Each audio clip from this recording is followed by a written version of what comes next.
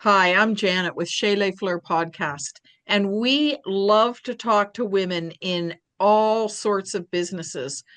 We like to hear about the good, the bad, the ugly, the blood, the sweat, and the tears. So if you enjoy hearing about the journey that small business women and small business owners are on, then this is the podcast for you. If you're joining us for the first time, we welcome you. If you are a returning visitor, we are so glad to have you back. And today we're going to talk to Maureen Pollard, and she has a whole basket full of talent that she's going to share with us today. So, Maureen, I feel that social work is your lead thing that you love the best. Tell me how you got to social work.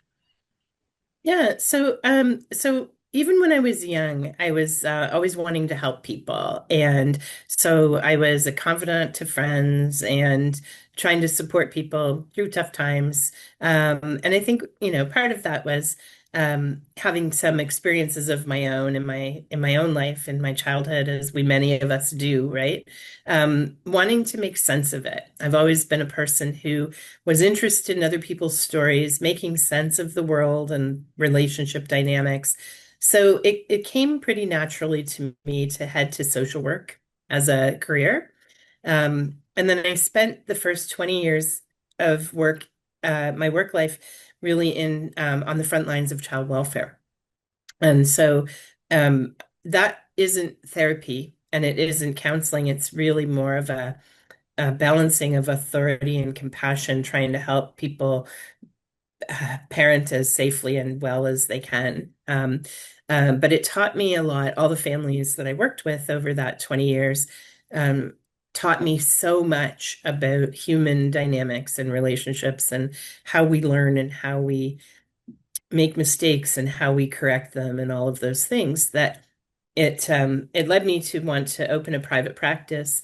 Um, and so for 14 years, I've been in private practice, running my small business, uh, helping people primarily with trauma and grief.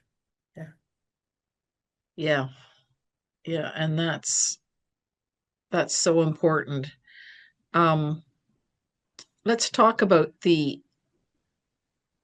grief piece because I think for a long time you just kind of shouldered up and that whole British term, the stiff upper lip, and tell Yeah. me about some of the changes you've seen in how we help people process grief.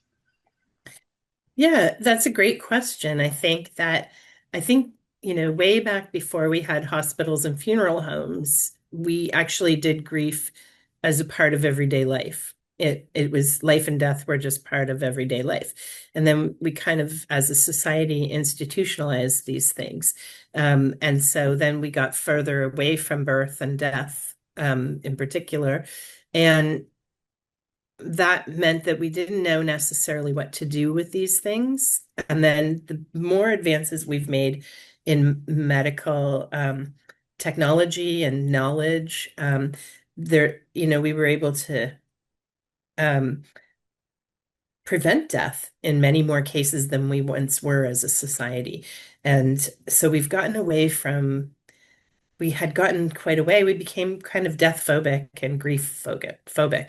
What I'm seeing is that, and what I offer is that sense of grief is a natural reaction to the loss of someone or something that we love, that we value. And it's an adjustment. Grief is an adjustment to the absence of someone.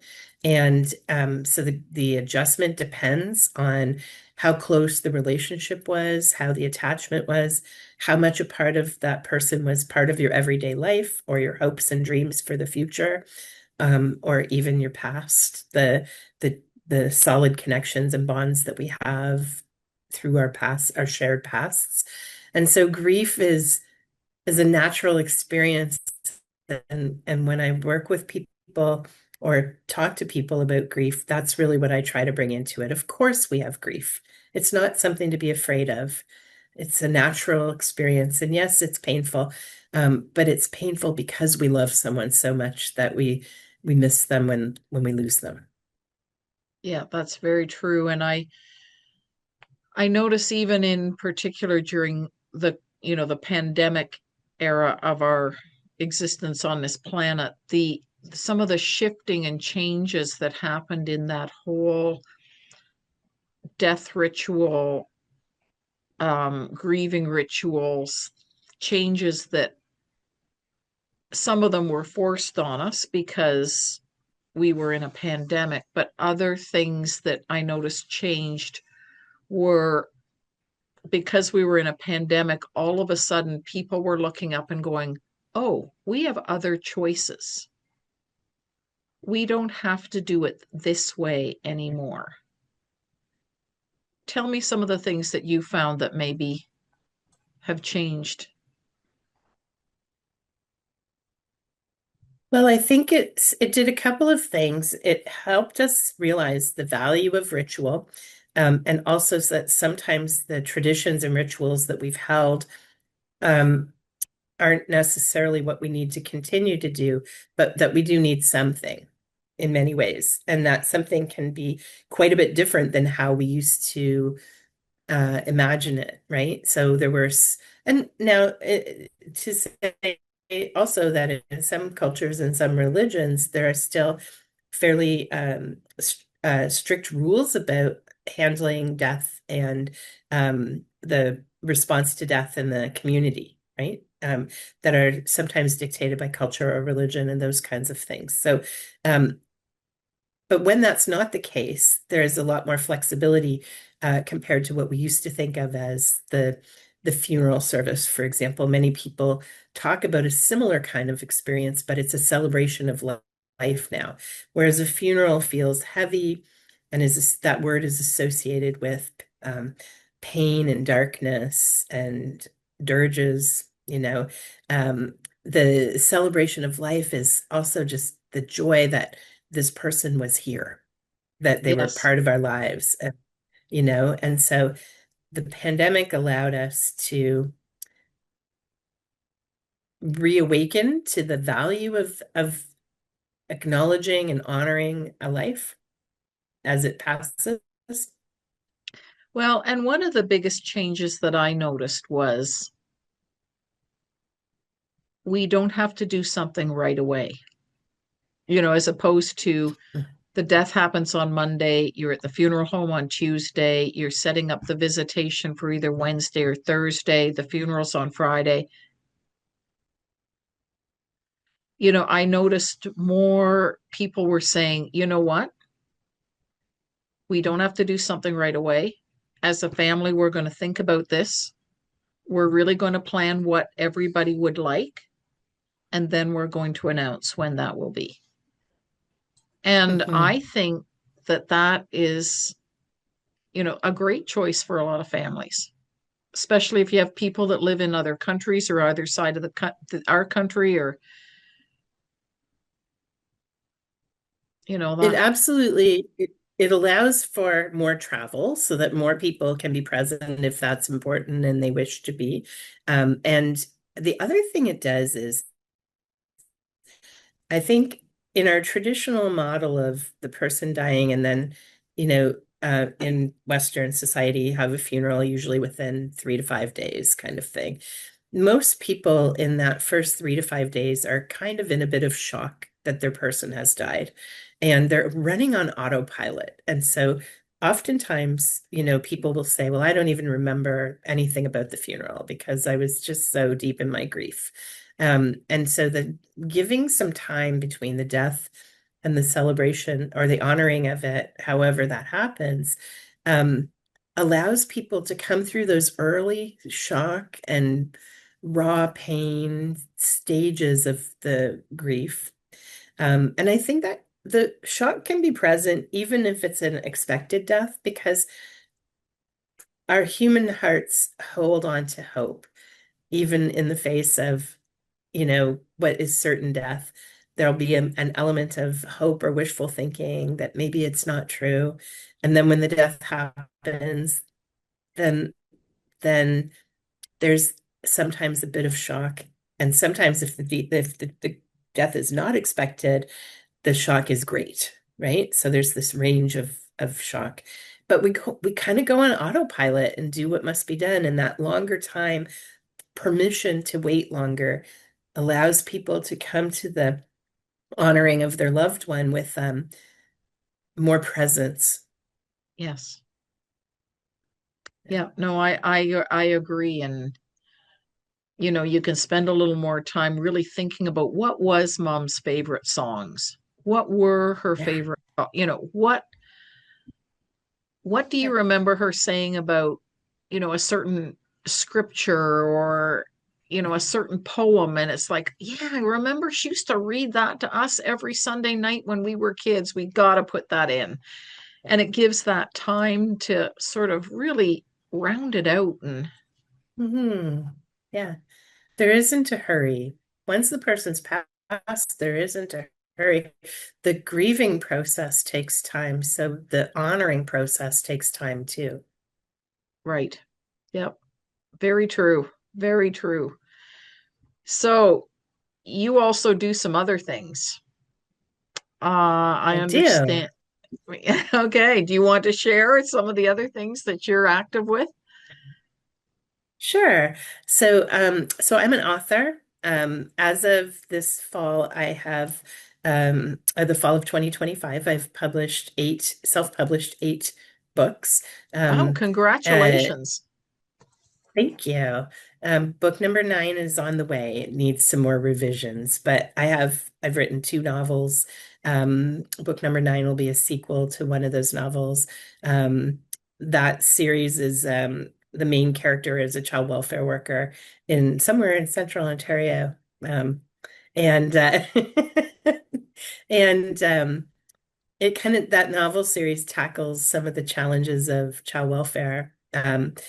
With an insider perspective, but completely in a fictional way. And then I also have written a book called Self-Preservation, Survival Guide for a Career in Trauma-Exposed Environments, for people who work on the front lines of public health and safety, where they deal with life and death all the time.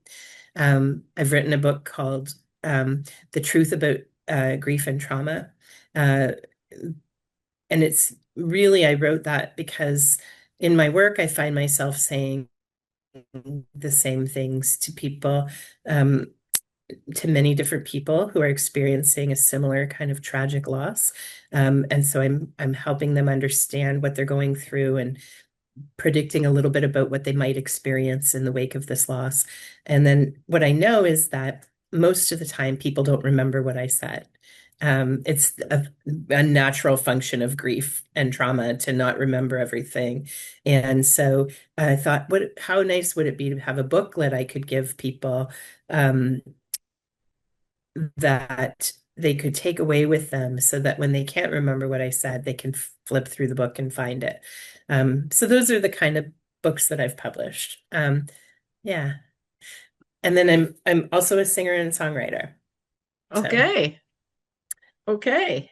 yeah. That's exciting. So yeah, it's super exciting. I wrote my first song in 2020. It's called I Hope You Stay, and I recorded it with Murray Foster at the Toronto Songwriting School. He helped me finish it, and then we recorded and released it with a young woman named Ellen Torrey singing, because I wasn't as confident in my voice at the time, but it was released for World Suicide Prevention Day. So my writing and my singing and songwriting often dovetail with my social work and my grief and trauma work. And so that song that, came to me I kind of view that as a gift. It really opened the world of songwriting to me. And then I learned how to play guitar. And I've recorded with some different people. I've learned lots of different things from each person I've worked with. And one of the projects that I did with Treblecock Studio in Peterborough was a project called Songs by Survivors. I offer groups for survivors of suicide loss. And in the fall of 2024, we ran a group, and each member in the group it was a grief support and songwriting group. So each member in the group wrote their own song about their grief experience. And then we recorded those songs. And then they wrote two songs as a group. And we added a song that I had done with a group in Ohio at a peer support center for survivors of suicide loss that a friend of mine founded. And so the music projects have been an outflowing of the work that I do in many cases, but also just a lot of fun and self-care for me. Writing songs and playing, some of the songs that I write and play are silly or personal and will never see the light of day in terms of sharing with the broader world, you know. But that's part of my self-preservation strategy. It keeps me fresh and ready. It gives me the healthiest place I've ever had to process the feelings about my work that I naturally have, you know, sitting with so much heaviness. Yeah, Yeah. that's really beautiful. I was at Sarah McLaughlin, and Mm. she talked about one of the songs she had written because she and one of her daughters had been struggling. Her daughter had been struggling, and she said, I was trying to help her, but I just didn't have I don't think she used the word skills or the tools in the toolbox. And she said, we went to counseling and spoke very highly of it, and then said that's where this song came from. And I thought, good on you for being so open and upfront. And Yeah. she says, it really made a difference in my daughter and how I'm able to support her and help in her growth. And I thought, good on you. Yeah, and it's beautiful. And I think that counseling and therapy, we're often so afraid of it because we're afraid of being judged for our thoughts, feelings, and actions in the world. And the job of a therapist, when it's a good fit, is to just accept you as you are, meet you where you're at, and help you find your way through the challenges you face, right? So it sounds like very much like Sarah McLaughlin and her daughter got that, and then it was able to help them move along the path, right? I use songwriting in my therapy a lot these days, and I use therapeutic writing as well. So I often will invite people to try songwriting or to try journal writing or to try different strategies, because sometimes we have things that are within us that it's not easy to talk about. And sometimes putting the pen to it or putting it to music can help it move out of us into the world. And it's not, not everybody wants to write a song and not everybody wants to keep a journal or write letters or do those kinds of things. But it's a nice option to include when people are interested in another way besides talk therapy, right? So, No, it's very true. yeah. What's your favorite journal prompt? Oh my gosh, probably I'm a memoir writer too. So I've written two memoirs about different aspects of my life, and probably my favorite is write a timeline of something to do with your life. So um a like a timeline prompt is to me really rich with it gives you access to memories.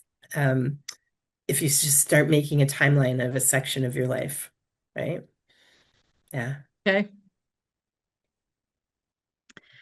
You know, I could I think you're doing amazing, first of all, doing amazing work. I think anything that eases trauma and helps people move on to, full, rich lives, great, great relationship with themselves and with others, I think is awesome.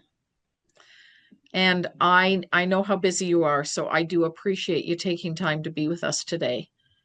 What Oh, I it's my like to pleasure. do, oh, we're glad to have you. Glad to have you. What I like to do is I like to end our time together with some rapid fire questions. So if you are, if you're up for that, then I've got some questions Oh, for you. Okay, great. yeah. Let's go then. Pen or pencil? Pencil, Tablet or paper? paper, Fries or onion rings? Fries, but only if they're hand cut. I'm with you. I'm with you. Sunrise or sunset? Sunset, because I am not a morning person. Runners or sandals? So that's a tricky question. I thought about that idea a lot. It is it's got to be sandals because I prefer to be barefoot. It's the next best thing, isn't it? Yeah. Maureen, it has been so great talking to you and learning more about what you do and all the great things you do. And I'm sure that there are people you've helped that it's a long time before you get any feedback from them that, or you hear about how what you've done to help them has helped them. And, you know, it just, we just have to keep stepping forward. And, we have a lot to deal with, especially at this point in our existence on the planet. There's a lot going on. And I commend you for all the great work you do. Thank you for taking time to be with us. Thank you so much for having me. It's my pleasure because I always know that wherever we share this information, whenever we talk about these things, that it might reach someone and make them just a little more comfortable with finding a way to carry their pain that is a little less painful. So thank you Yeah, very much for the opportunity. absolutely. Absolutely. Well, today we're talking with Maureen, and she's been telling us about her work with trauma, with grief, with journaling, with music, with songwriting, with book writing, all the wonderful things she's doing. So here we are at Chez Les Fleur podcast. If you have joined us for the first time, this was a great episode to start with. And if you're returning, then you also know this was a great episode to see. And we appreciate you watching all our episodes. Anyway, always good to see you. Thank you, Maureen. We'll see you soon. Thank you very much.